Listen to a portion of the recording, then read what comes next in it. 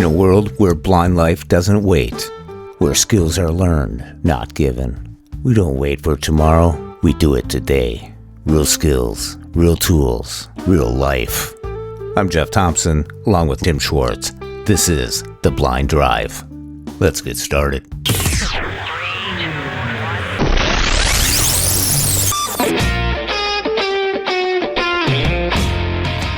You ever do that with a candy bar, try and figure out what it is before you open it? And went right over the tip of my cane with her tire and snapped the tip of the cane right off. I had to get to work, so I just kept on trucking. And then when the phone came out, well, that has a flashlight, that has a timer, that has a camera. Yeah. Oh, by the way, it's a phone. Right. Welcome to The Blind Drive. I'm Jeff Thompson. And I'm Tim Schwartz. Today we are diving into what is shaping the blind and visually impaired community. From Washington to Iowa, from tech innovation to global empowerment. Let's get started. Well, Tim, one of the big things that hit the headlines to me was RSA being impacted from federal shifts, layoffs, hitting the Department of Education. What were your thoughts? Oh my gosh, yeah, this is an edict that came down probably middle of the year, earlier this year, to the Department of Education. And yeah, unfortunately, where they made cuts were those types of state programs, federal funding for programs like Rehabilitation Services Administration, as you mentioned. And I was fearful that this might happen. And now we're starting to see it in some states and trickling out to many other states because, of course, this is a federal, cut. So unfortunately, a lot of us might see this coming over the next several months. Yeah, especially because every state has a vocational rehab agency and RSA oversees them. So when it reaches every state, I don't know if it really hit Minnesota yet, but I'm sure they're watching their cards real close. Yeah. Well, it really puts every state in kind of a pickle because it's, okay, we don't have the federal funding or there's cuts. And now what do we do to make sure that we're still able to help our clients and empower our clients? I mean, this is talking about, whether it's, vocational rehabilitation, or I know where I used to live, the state had a Bureau of Services for the Visually Impaired, specifically as a, under the umbrella of voc rehab. So whatever your state calls it, these are services that are extraordinarily, important to people that are blind or visually impaired. These are important to kids that are blind or visually impaired, talking about transitional youth programs going from high school to college or into employment. Are they going to be able to get the tools they need, Braille training? Oh, that's just the tip of the iceberg, because when you are working with state services or your vocational rehab,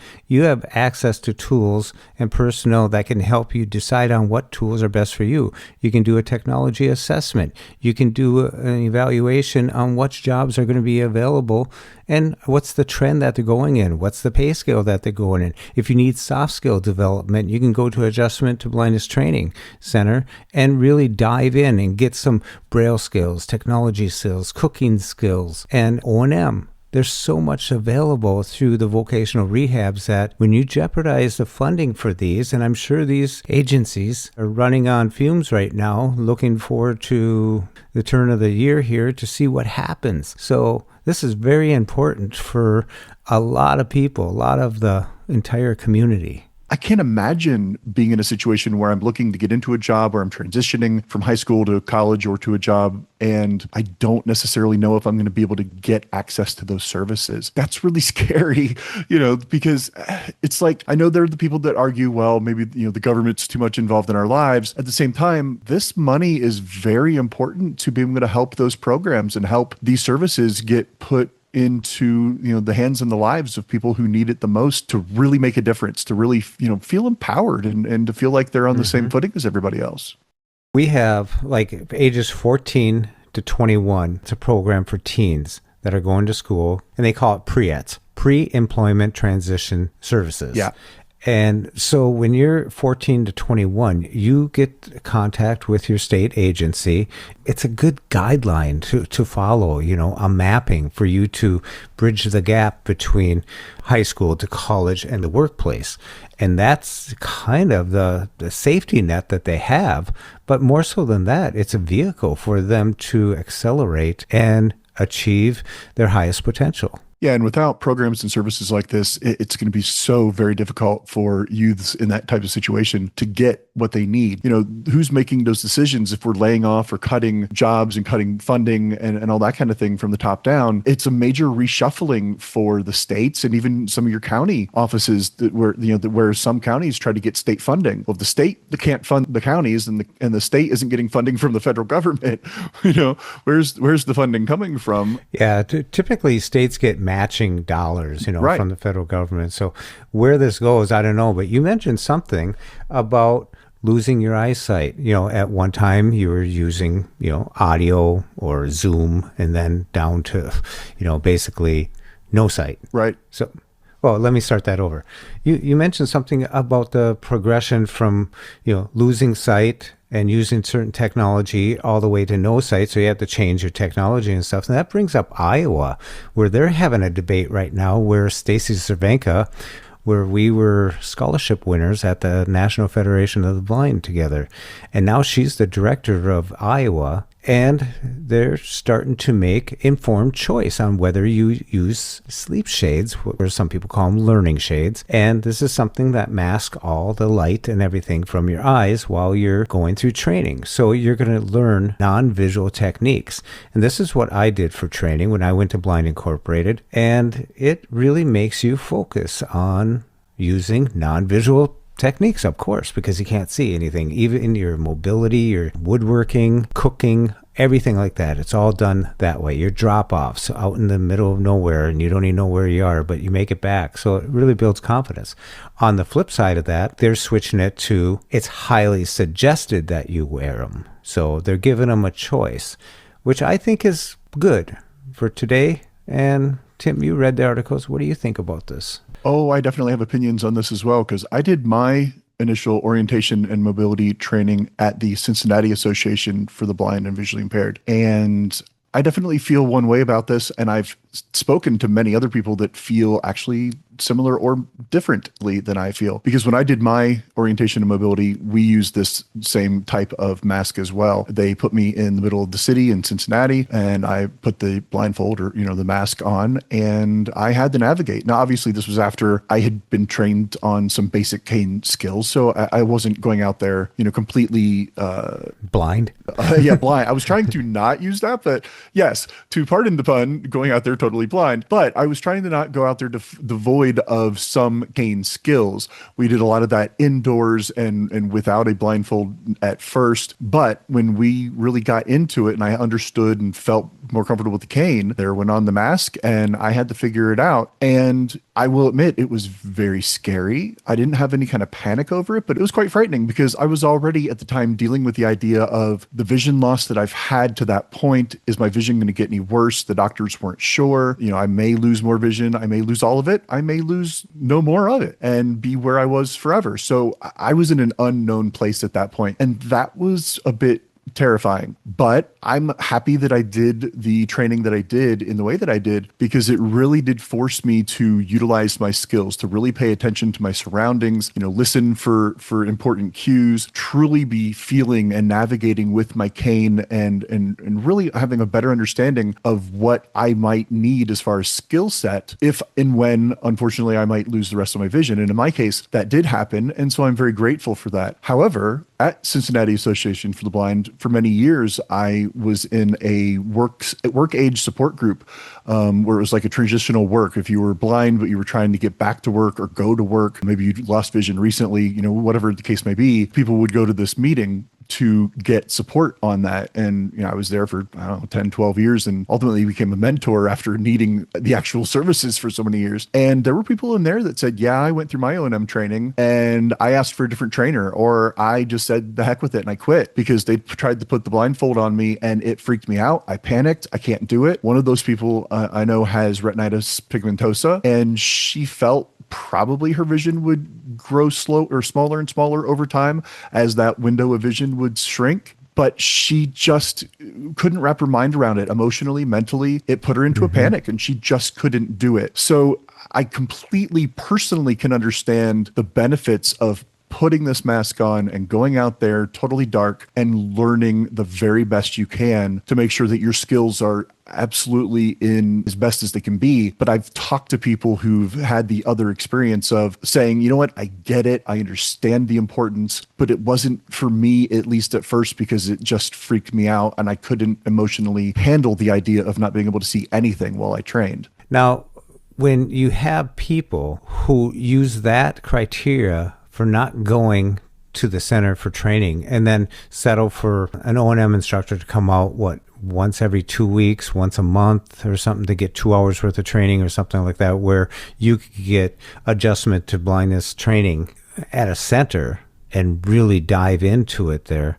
That's the difference when Absolutely. They don't have a choice. So if they had a choice and they could use them when they felt comfortable using them, or take them off, rather than being kicked out for taking them off or something. So I think there's two sides to this. I learned a lot by having them on in woodworking. I learned a lot in cooking, how I organized things, how I maneuvered. You got to remember where you put stuff, and you got to be careful how you locate things and pour stuff and everything. So it was really neat to learn that way. I still have some residual sight, and I would say I like this choice that they're doing in Iowa. I like the choice. Choices are good. And if it's get the training or not get the training, if that's the criteria, come on. They're highly suggesting them. So they still have the edge there, but they have to adjust to the changing of times too. Agreed. When I was talking about working for Blind Ink, I worked with a guy named Steve Decker, and I left there before he did, but he went on to Target, and he's been there for many years, and he's heading up this team that have got the self-checkouts are now accessible at Target. That was really neat to see them rolling it out. And they're not just rolling it out, they're rolling it out to all the self-checkouts that are already in existence and basically adapting them into it. So in 2026 or so, they'll have them all rolled out. So it's kind of neat that, there'll be Braille access. You'll be able to manipulate it a little bit, adjust it. It's for a lot of disabilities, large print and tactile, plus an earphone that you can plug in. So good for Target on this one. Yeah, for anybody who's ever utilized their bank ATM and being able to plug in the headphone into a headphone jack, and some of them might have Braille on the numbers and things like that. It's this, but way better, way bigger. And I love this. They're upgrading this, like you said, in every store, and they've already begun here before the holiday season really begins. Mm-hmm. And supposedly will continue working through early 2026. I didn't personally find an end goal date, but I don't know that they necessarily do. It's just we'll get it done as fast as we can, as soon as we can, the best we can. So I don't know that they even want to put a date on there, and that's totally fine. But I'm really excited about this. I'm glad to see Target taking initiatives into making self-checkout better, because they are also already one of the handful of places that works with Aira for free. So if you're a person who utilizes Aira, or even if you're not, and you get the Aira app and you want to dial up an agent in there and have them help you while you're shopping in a Target store, then that's paid for. Target actually, subsidizes that and pays for that so that you can utilize Aira just like you can at various airports and other stores. Yeah. So you can actually go around and shop with Aira, and then, I guess you could keep the Aira agent on the line while you self-check out, or if not, you want to let them go, you can now just start the self-checkout, there in the store. You do still have Aira there to back you up, but I like these types of initiatives. I love when I hear this. I really hope that this is a proving ground, not just a testing ground, but a proving ground for other major retailers, whether they're grocery stores or other types of retail, where we can get this type of inclusion. Talking about getting inclusion from the top down, this is the ground level, but yet at a corporate level where we're getting that type of accessibility just baked in. And Jeff, I know you and I both for a long time, we'd love it when we can get accessibility baked in, because it keeps costs down. It makes us feel more independent, makes us feel like we're just like anybody else. It's that old adage when the iPhone 3GSs and 4s and et cetera came out, and we were just using the same device as everybody else. Mm-hmm. But we had accessibility right there. And I'm very happy to see Target do this. You mentioned using Aira at the stores, and Apple just mentioned that they're going to open up the Vision Pro headset for other companies to utilize the camera, basically use their apps and Vision Pro. So They mentioned Be My Eyes, but I also think that companies like Aira or Envision will fall in line as well for these companies to use that headset as part of it. Now, that's an expensive headset, don't get me wrong, but I've also heard that they're actually working on a smart glasses. We'll see what happens. I'm still waiting for the air power charging system, but we'll just have to see what happens, and that's why we're on the drive, to see what happens further down the road, right, Tim? One point. Yeah, the rumors that I've read about from Bloomberg, if I can say, let me try that again. Bloomberg, yeah, if I can talk. Haven't read that one yet. But yeah, the stories I've heard coming out of Bloomberg and other highly respected outlets that talk about these types of things in the tech world. The rumor is that we will be getting some sort of Apple glasses or Apple frames, potentially even sometime in late 2026, that soon, which is amazing to me. But I mean, we don't know how long they've been working on something like that behind the scenes. I know they've put out patents and feelers to companies and all kinds of things for years, even leading into the Vision Pro. So I'm very hopeful that that is a true rumor, that Apple is truly going to bring that out, coming soon, maybe next year. But the angle on this that I love the most is the idea that you could have a pair of Apple glasses that is open up to basically the entirety of the App Store, just like your iPhone, your iPad, the Vision Pro to an extent, and that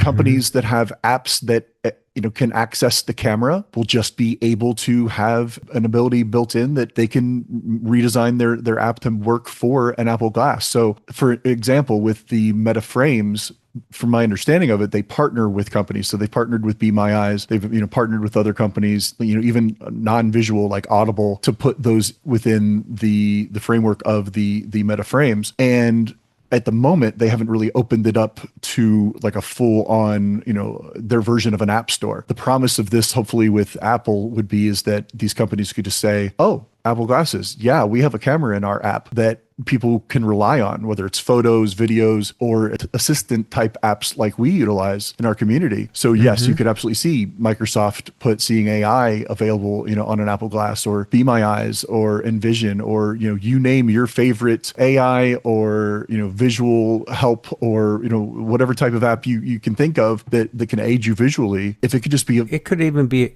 a FaceTime call. Yes. Well, and that's what I would hope, is that something like that would just be built in right off the bat. So, I mean, to be able to just say to your glasses, FaceTime call, Jeff Thompson, and it just does a FaceTime call. That would be fantastic. I mean, I do this already, but hold my phone, but I've done it with the Meta frames, where it's so much easier to call, say, Be My Eyes, or if I could utilize something like FaceTime and call my mom, or if my wife's not home or my daughter's, not here, but I need help and nobody's around, I could just FaceTime somebody that I know, that I trust, and have them help me out. Like I said, I can do it now with my phone, but you need to have one, hand free, and one hand free for the phone, and then maybe you need to hold something up or whatever it is.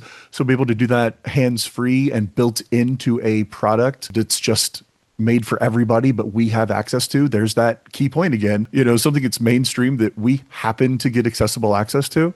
I'm going to be for that every time. I'm really excited because this will really give the other companies a leg up. I mean, Be My Eyes got a great advantage by getting involved with Meta. Oh, yeah. And yes, I still hold it against them. About a year and a half ago, they put out a video that shows what it would be like, or what they're working on. It's nowhere near that level, but they did a production that made it seem like it's going to be a seamless communication thing, and it's nowhere near that now. That was a dream video, but they put it out there like coming soon. Well, and every time we see more innovation within AI and all these agents coming out, and there's been recently a whole flurry of announcements of AI browser technology. So you step out of ChatGPT, or you step out of the other apps, and now you've got a browser that's got a partner AI. Copilot's been doing that for a while with Microsoft and others. But can you imagine what will happen if we get, this agentic AI, as they call it, these agents, along with what AI can already do, included with the ability to utilize our camera to navigate our surroundings, to look for labels on things, to read print, to identify objects or different things around your house or whatever. Put all of that together in one big pot and stir that up, I'm right there for all of it. Having an agent that's going to help me in a clear and, present sort of way, in an intelligent way, with the ability of using glasses that I'm just wearing. Like I said, we've already gotten some of that promise with the Meta frames and with Be My Eyes and that partnership. Taking that to the next level over the next, year, few years, 5 years, whatever. Yeah, it's going to be great. I'm really excited that Aira would get the ability so you could seamlessly use your glasses. Yes. Because when you have a trained professional person with the dashboard, all the information you need right there, right now, that's a human being. I can communicate to human beings. These prompts that I need to use for AI and stuff like that, I'm getting better at it. And some people think it's ludicrous that you just said everything you want to know. I said, I know, but that's what you have to do. I want to narrow this down. I'm going to get this down to the last grain of sand in the desert. Well, and that's the big difference, isn't it? Is the idea of how am I going to manipulate or prompt AI to get what I want at the moment where AI is, versus a service like Aira where I'm getting an actual trained agent, or Be My Eyes where you're potentially getting, people that are not potentially, but you are getting people that are volunteering because it's something they want to help with. Although Be My Eyes actually also has those groups where you can assign, your own contacts to groups that you could call as well. So people that you know and trust that you'd like to contact within that group. So, I mean, these options, I think right now, especially, and probably for a long, long time, I would prefer over an AI agent when able and when available. AI to me right now, I like it to use it for certain things, for, outlining of things and researching certain things, but to actually get deep information about something. If I'm just scanning something real quick, like a product, UPC code or a label on something, yeah, that's fine. But if I need a little bit more involved interaction, I don't know that I'm completely trusting AI with that right now. I would rather call an Aira agent, somebody who can surf the internet for me, who understands the nuance, can actually over time have seen my actual account and things I've asked for in the past and my preferences and that kind of thing. So they can really work with me one-on-one in a more detailed way. And then, of course, separate from that, you get volunteers or people that that can help you in a very similar way as well. So I think the preference should be, honestly, that first before AI. But that said, I'm also still excited for what, implementing AI with all of this technology will do in the future. Oh, yeah. The novelty of it's going to be awesome. Yes. It already is awesome. I think when I'm on the fly, when I'm working or doing something, I need a quick answer. If I had the glasses with Aira, boom, like that, it would be no question, go there, because they got the equipment behind the scene to get me the information I need. And within 2.5, 3 minutes, I'm off and running again. That's the thing. It's just over the speed bump. And I've said that hundreds of times, that's all I need. I think the thing that I'm not going to knock the company, they've done well, everything like that. But with Be My Eyes, I'm taking a chance that this person might know a little bit about something. But if I need to get any geographic, any type of thing, then I'm on Aira right away, because the amount of information they have on me or the stuff that I might be wanting to know, it's a person. So I can just communicate, where with an AI agent, I would have to actually build my little project, in a sense, to get to where I wanted to get. And pretty much I found out with AI, I'm designing it to make myself feel I'm right. I'm constantly telling mine now, without any BS or fluff, tell me the honest truth. Make sure you do your due diligence in doing the research, and don't tell me something just because you think it's like what I want to hear.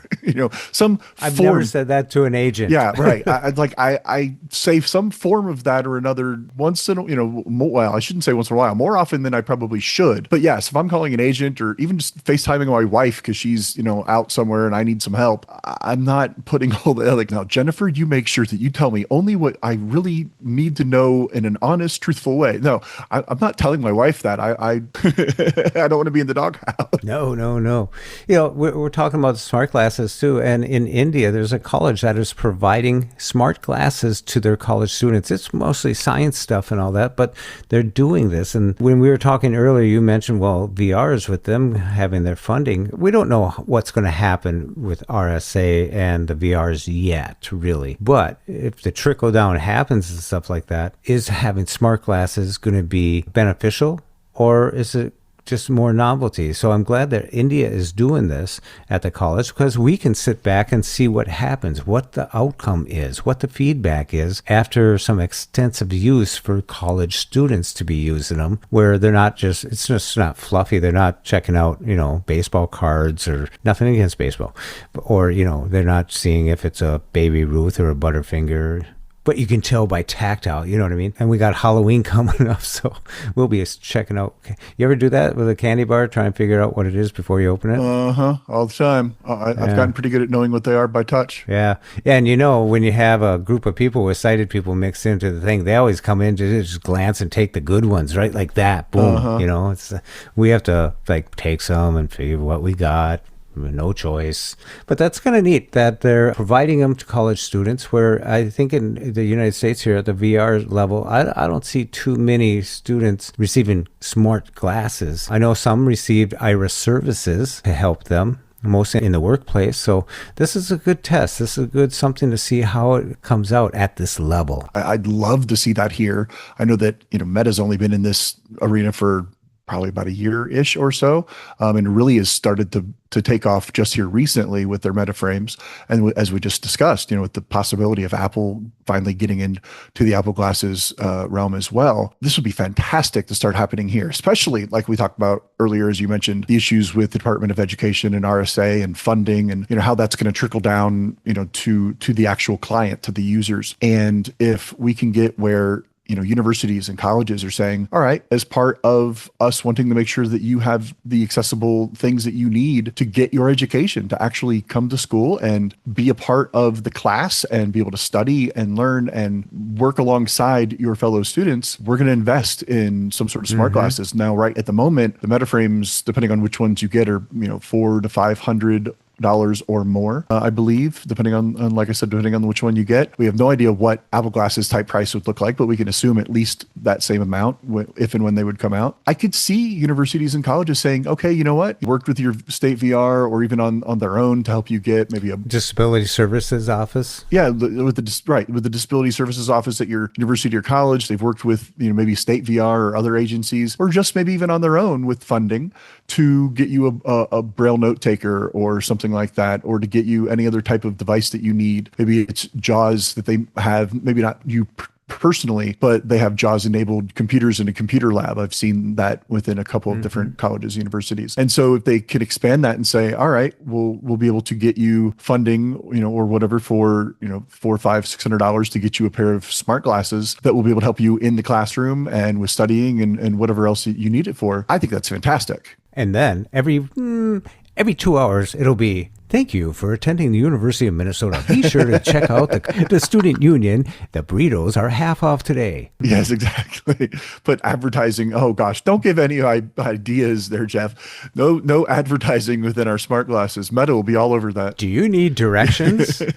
Do you need directions to get your next burrito? Yeah, that's all we need. But I think this is fantastic. I'm glad that a country has an initiative like this, being in India. And boy, I'd love to see this in the next few years, or obviously less. But as this smart technology and AI and cameras and everything are getting better and smaller and faster and and all that to be able to utilize in camera form, I'm really looking forward to this being just a thing, and that students aren't going to be so I don't want to say afraid, but, nervous to try to get into college. I mean, I was losing my vision just about the time that I was in my, finishing my first year of college. I had been losing it up to that point, and then started losing the rest of it. And it made going to college very difficult at the time because there weren't a lot of different areas that I could get help with at that point in time.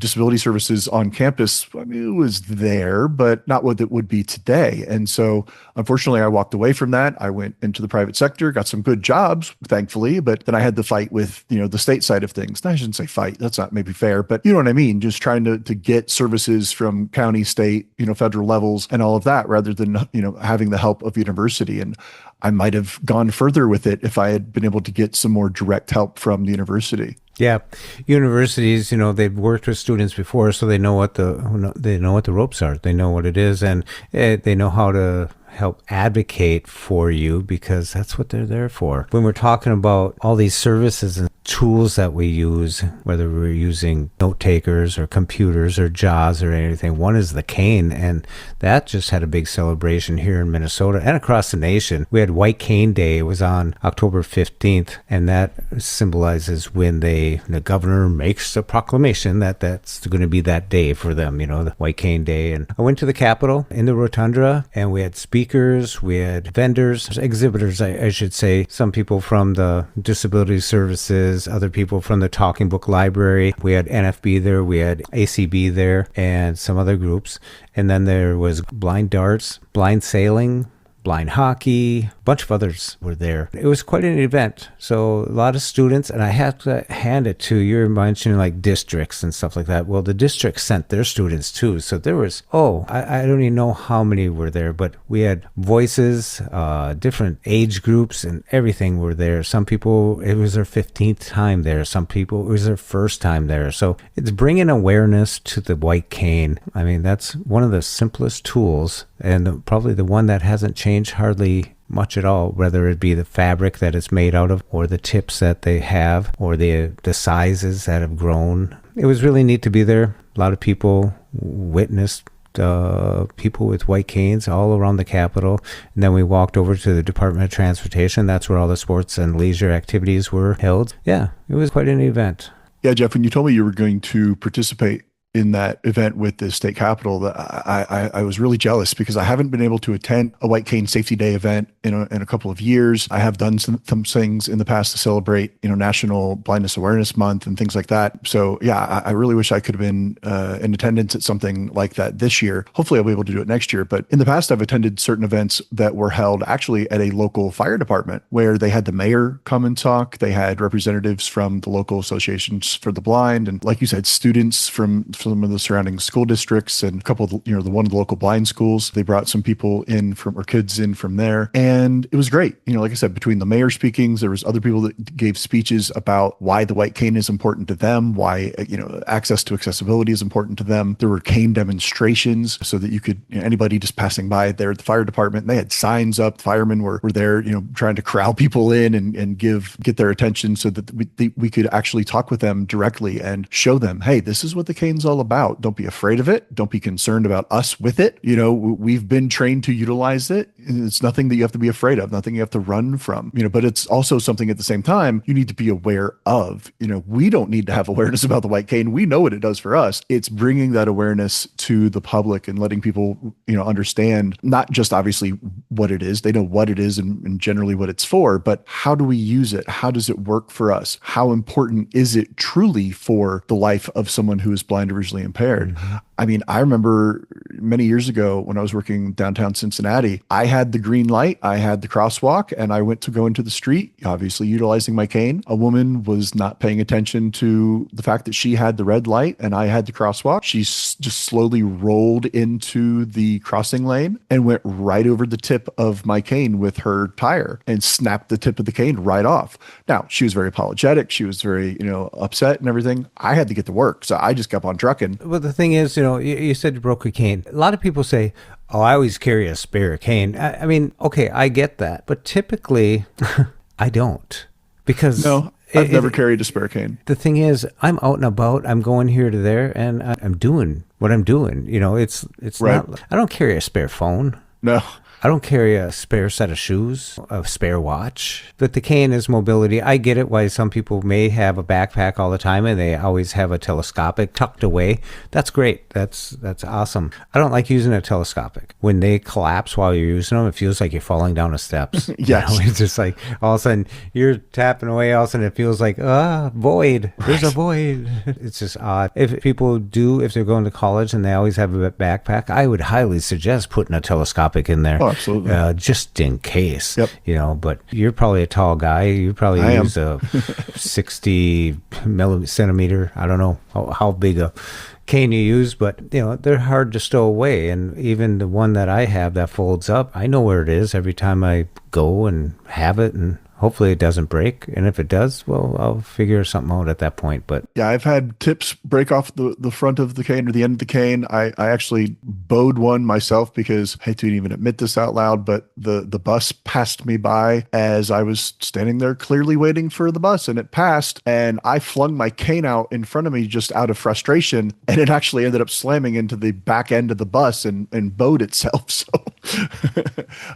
So things happen to me. yeah. But yeah, I mean, when I was losing my vision, once in a while, I might have a telescopic in my backpack, because at that time, before the advent of actually having a smartphone in my pocket that I could use it for a magnifier or something like that, I had a huge handheld CCTV type magnifier in my backpack. I had other little like handheld magnifiers that I could put in my pocket, but I'd have in a separate pocket of my backpack.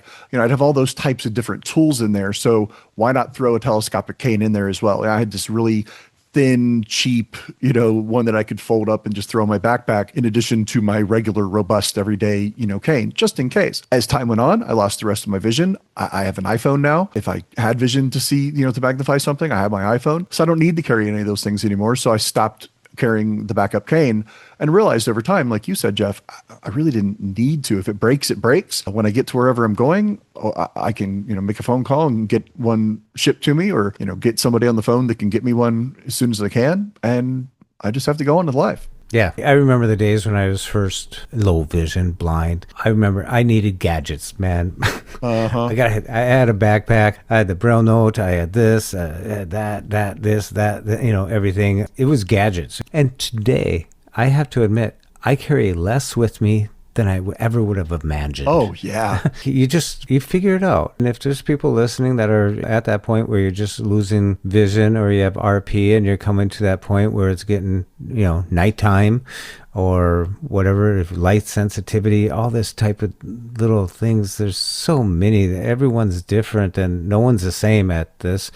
But you slowly adjust to it a little bit. You mentioned that person that said they wouldn't wear sleep shades because they didn't see it, and they had RP, and the day would be coming at some time, typically around 45 or so, when a lot of people with RP lose most of their sight, or they're on the verge of it. Everyone's different though, but it's like, not all of us are willing to put on those sleep shades. And back in the day, they were like $4,000, $5,000 Braille notes, Oh, yeah. Talk and speak, Braille and speak, that type of thing. I didn't want to carry something that expensive around with me. And then we had our cassette players, our 4-track cassette players. We had to have a backpack for our stuff. And then your college books or your college material. Now we're up to 2 backpacks for your stuff. It's changed a lot. And as I've adjusted to low vision, blindness, I really, from what I perceived it would have been like, I can't believe that I get it. I think the phone is one of the biggest things that really changed the game, because that thing really eliminated a lot of tools. And you can tell when you see the stores that sell like Maxi Aids, that type of stuff, those stores used to go to the conventions and have 4 tables long of gadgets and gadgets, here's a timer, here's a hot sensor to see when your coffee cup is full, here's this, here, all these things and everything, your light for at the bus stop, this, that. And then when the phone came out, well, that has a flashlight, that has a timer, that has a camera. By the way, it's a phone. Right. Yeah, I think with the iPhone in my pocket, I sound like my kids now. Hey, you should bring something in case your car stalls. You need gloves, hat, mittens. I got an iPhone, they say. Take an iPad and just put it over your head if it rains, right? No, don't do that. No. But no, this is news that we checked out. We thought it was interesting. We thought you'd all would like it, a little taste of it. We put the links in the show notes if you want to dig into it, see what happened in RSAs. Check out what Apple's doing, making things accessible. One thing we didn't mention, they're also doing like a Braille note taker to their devices, so you can actually turn your iPhone, your iPad, and other devices, or the Vision Pro, into a Braille note taker virtually. So that's interesting stuff coming out. Like you said, Target stuff might be here at the end of 2026. Apple, when are they going to make all this available? We don't know. It's just talk, and hopefully it's sooner than later.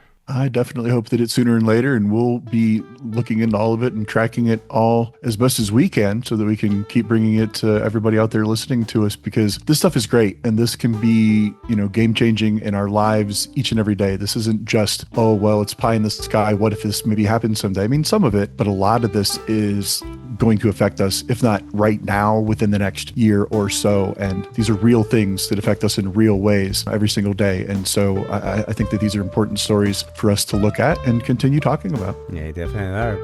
Well, Tim, the blind drive carries on. Yes, it definitely does. And we will continue driving on together next time on The Blind Drive. All right. I'll get the lights. For more podcasts with the blindness perspective, check us out on the web at www.blindabilities.com. And if you want to leave some feedback, give us some suggestions, give us a call at 612-367-6093. We'd love to hear from you. I want to thank you for listening, and until next time, bye-bye. When we share what we see through each other's eyes, we can then begin to bridge the gap between the limited expectations and the reality of blind abilities. And the realities of blind abilities.